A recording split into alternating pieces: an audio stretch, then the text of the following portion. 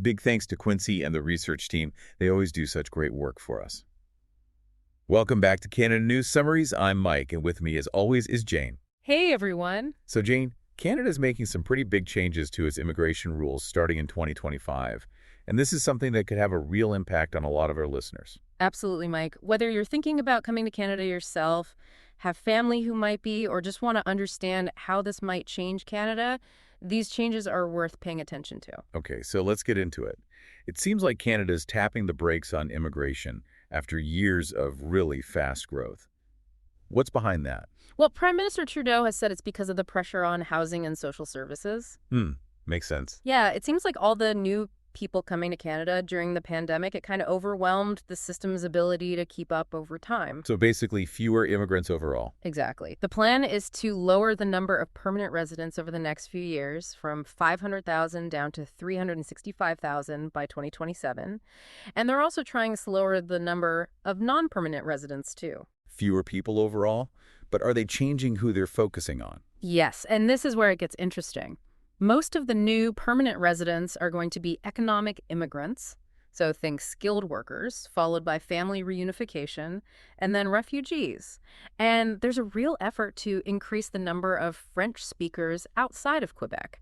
It seems like they're trying to make sure French language and culture are strong all across the country. Yeah, that makes sense for Canada. What about temporary workers? Anything new happening there? Oh, definitely. The temporary foreign worker program is getting more strict, especially for people in lower wage jobs.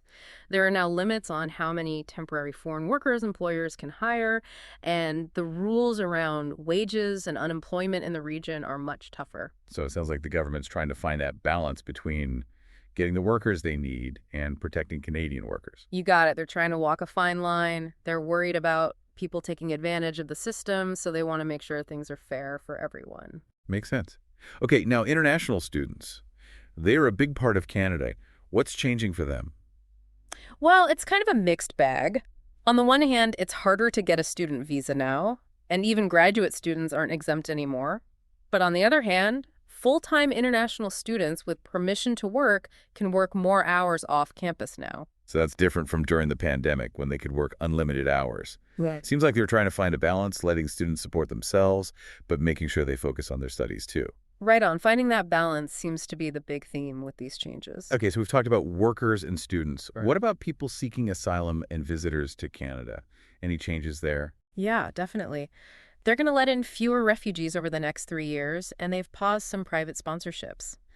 Also, people visiting from Mexico now need a visa unless they've had one recently or they have a U.S. non-immigrant visa.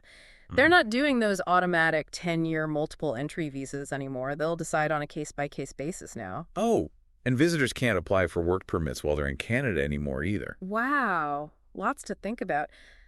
So what does all of this mean for Canada overall? Well, the government is hoping that these changes will help stabilize the housing market. But, the link between immigration and housing is actually pretty complicated.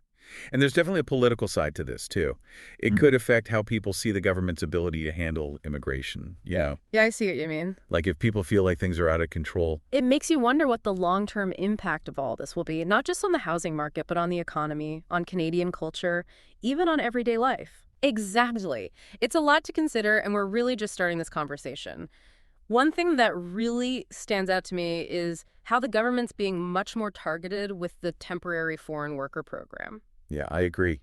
Those tighter rules for employers, especially about wages and unemployment rates, it seems like they're trying to make sure Canadians have those jobs first. Exactly. Like limiting the lower wage jobs to places where unemployment is under 6%, that's a pretty clear sign. It also feels like they're really tightening up the lower wage part of the program, especially limiting how many workers companies can hire. Yeah, that 10% limit is a big deal. And making the maximum length of those jobs only 1 year, that'll affect both the companies and the workers. Definitely. Companies that depend a lot on temporary foreign workers might have to completely rethink how they hire people. And for the workers, that shorter time, well, it's going to be tough to build a life in Canada when you know it might only be for a year. True, it's like a revolving door. But the higher minimum pay for the higher wage jobs, 20% above the average wage, that's good for those workers. You're right. It shows they're not just trying to limit the program. They're trying to make things better for the people who come here through it. Okay, let's talk about international students now. Hmm. That limit on student visas, that's going to be a big change for a lot of people. And no more exemption for grad students, that's a big one. It is. It'll be interesting to see how universities handle those letters they need now for master's and PhD Oh students. yeah, those attestation letters. Yeah, where they have to prove that each international student is legit and that they really need them. That's going to add a whole extra layer of stuff for schools and students to deal with. It could definitely slow things down. Yeah. But that change to off-campus work hours is interesting. First, it was unlimited during the pandemic. Then they restricted it, and now they're loosening up again. It's like a back and forth, huh? Yeah, it makes you wonder what's driving these decisions and how they're figuring out what students need compared to other things. Makes you think, for sure. Okay, on to asylum seekers and visitors. Those changes are raising eyebrows, for sure. No doubt. Fewer refugees and some private sponsorships on hold. That's going to impact a lot of people looking for a safe place and a new start in Canada. And that new visa requirement for people visiting from Mexico, especially because it seems to be about asylum claims, that's big. Yeah, they said it's because so many claims are rejected or abandoned or withdrawn. Right, so they're being more careful about who they let in and for how long.